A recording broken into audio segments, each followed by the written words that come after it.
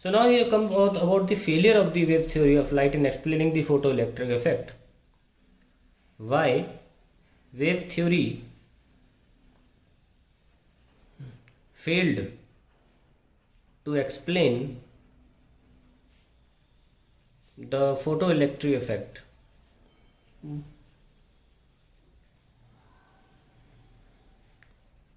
हम law by law देखेंगे. Law 1, wave theory could explain, इस लॉ को समझा पाई थी wave theory, could explain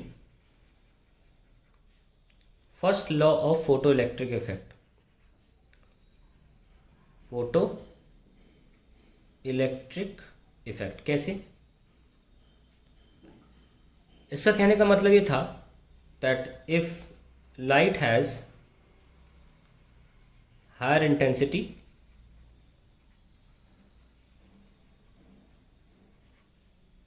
which means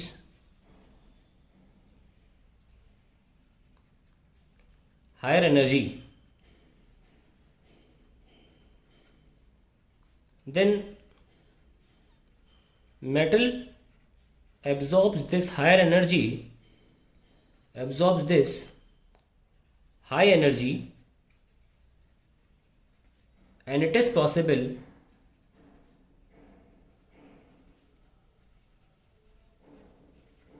for more electrons to absorb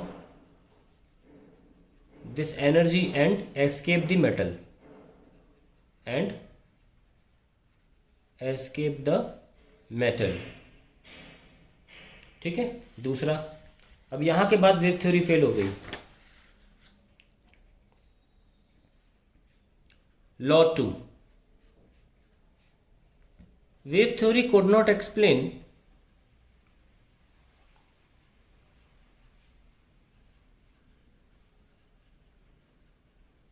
the second law.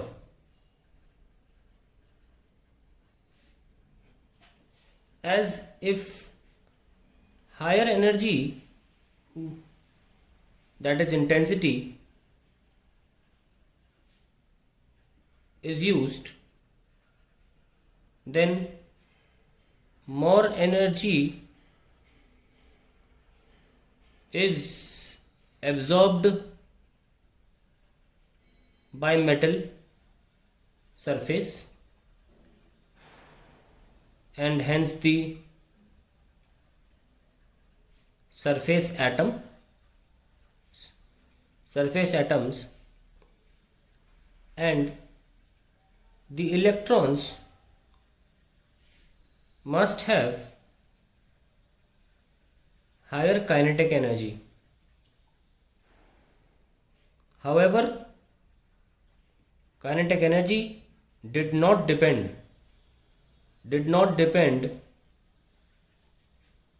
on intensity. पर wave theory के according अगर एक मेटल पर लाइट गिर रही है ज़्यादा इंटेंसिटी की, और हम सब जानते हैं कि इंटेंसिटी का इलेक्ट्रिक फील्ड के एम्पलीट्यूड से डायरेक्ट प्रोपोर्शनैलिटी होती है कि नहीं? तो इसकी वजह से क्या होता है, लाइट की एनर्जी भी ज़्यादा होगी. लाइट की एनर्जी ज़्यादा होगी तो मान लो लाइट के पास 5 इलेक्ट्रॉन वोल्ट एनर्जी है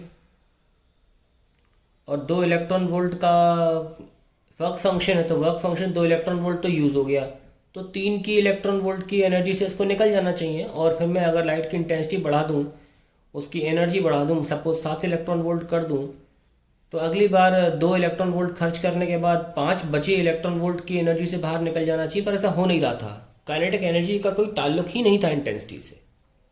हम ऐसा देख सकते हैं कि इंटेंसिटी बढ़ाने पर भी स्टॉपिंग पोटेंशियल पे कोई असर नहीं पड़ा, है ना? आप देख सकते हैं कि हर अलग अलग इंटेंसिटी पे हमें स्टॉपिंग पोटेंशियल यानी कि इलेक्ट्रॉन को रोक देने के लिए जो ताकत लगानी पड़ रही थी बैटरी के द्वारा, वो अब भी सेम थी. यानी कि काइनेटिक एनर्जी जो स्टॉपिंग पोटेंशियल से बताई जाती है उसका इंटेंसिटी से कोई ताल्लुक ही नहीं था. किसकी kinetic energy? Maximum kinetic energy. Okay, so K max की बात मैं कर रहा हूँ.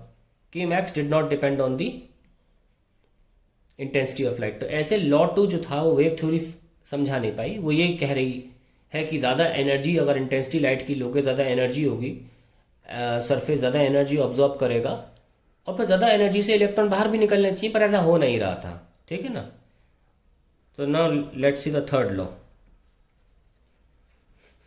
लॉ 3 कैसे फेल हुआ? The wave theory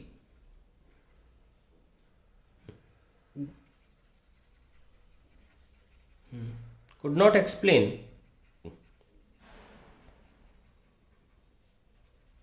that at high frequency, sorry, that at high intensity and at any frequency, any frequency, the electrons cannot be emitted, cannot be emitted. Wave theory इस बात को समझा नहीं पाई, कुड नॉट एक्सप्लेन दैट, क्या कि भले आपके पास high intensity हो पर ऐसी किसी भी फ्रीक्वेंसी पे इलेक्ट्रॉन एमिट नहीं हो रहा है। कितनी भी इंटेंसिटी ले ली, अगर आपकी एक पर्टिकुलर फ्रीक्वेंसी से फ्रीक्वेंसी कम है, electron emission does not take place. तो ये बात नहीं समझा पा रही थी वेव थ्योरी। ठीक है, तो इसको लिख लेते हैं एक परिभाषा में।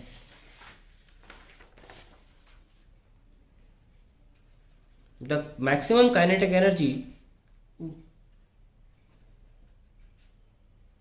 depends on frequency and not on intensity. और हमारे थर्ड लॉ ने एक्चुअली थ्रेशोल्ड फ्रीक्वेंसी की बात भी करी है ना। वही मेन बात है कि इन वेव थ्योरी, या कि जब वेव थ्योरी अप्लाई करेंगे, even at very high intensity,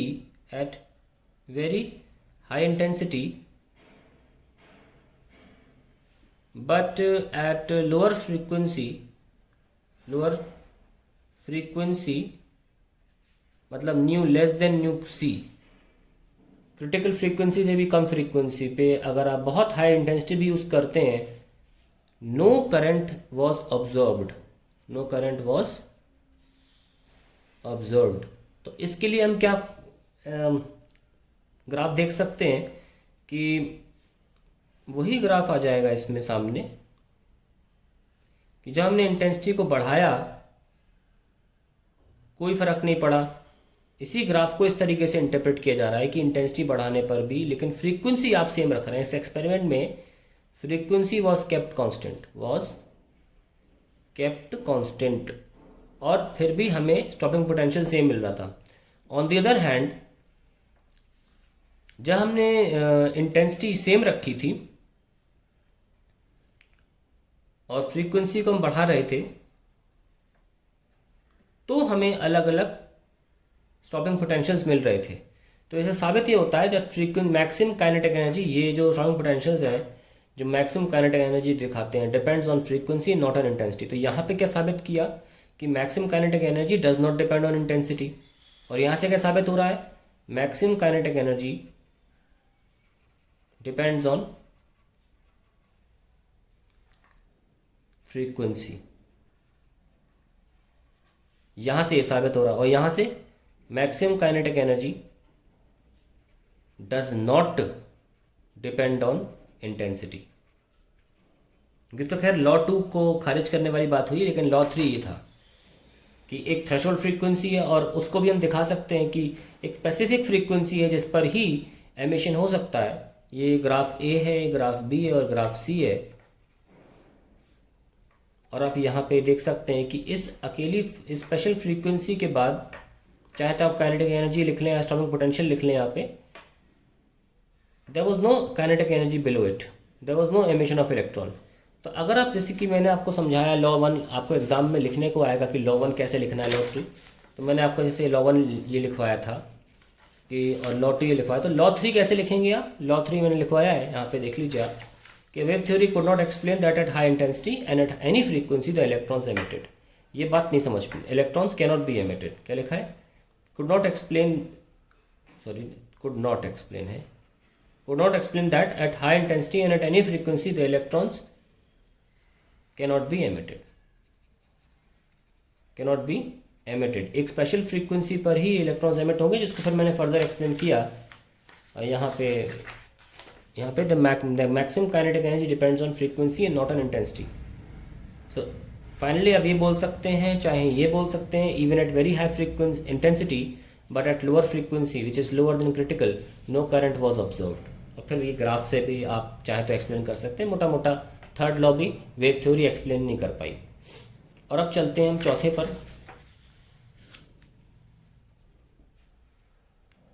law for, जो कि इंस्टेंटेनियस एमिशन की बात कर रहा था। On application of wave theory,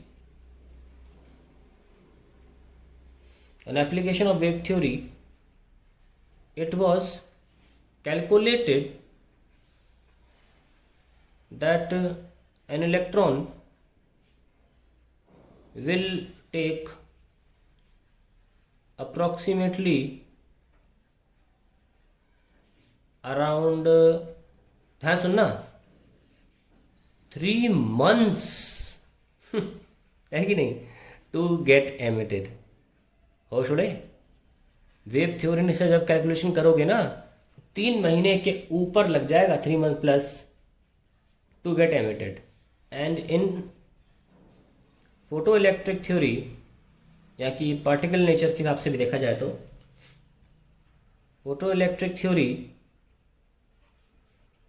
the emission takes 1 nanosecond which was observed in experiment. तो आप देख सकते हैं कि अगर आप पहले 3 लॉ को थोड़ा खारिज भी कर दे तो चौथा लॉ सबसे इंपॉर्टेंट था। मैंने पहले ही बोला था आपसे कि चौथा लॉ नींव रखेगा इस बात की कि फोटो इलेक्ट्रिक एमिशन को आप वेव थ्योरी से समझा ही नहीं सकते। That is the end. अभी मैंने आपको जितने भी लॉ बताए हैं ये सारे आपको मैं थ्योरेटिकली बताए। अगले वीडियो में सारे लॉ मैथमेटिकली भी प्रूफ करूंगा मैं, कैसे मैथमेटिकली भी ये फेल हो जाते हैं। ऑब्वियसली पहला लॉ तो पास हो ही गया था।